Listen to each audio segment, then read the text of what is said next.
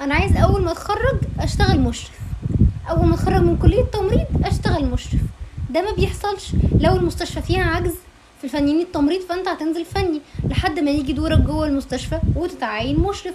فمش معنى ان انت اخصائي تمريض ومتخرج على درجه مشرف ان انت هتشتغل مشرف على طول في المستشفى. كتير جدا خريجين الكليات ومش لاقيين فرصه للاشراف وبيشتغلوا فنيين عاديين. فانت ما تزعلش مثلا لو ما جاتلكش فرصه الكليه ودخلت المعهد.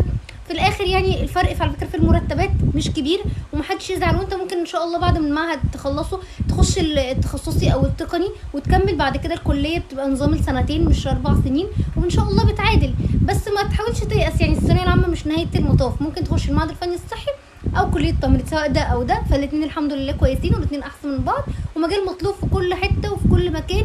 حتى ايام الثورات، ايام كورونا، ايام كل حاجه الجيش الابيض موجود في اي وقت.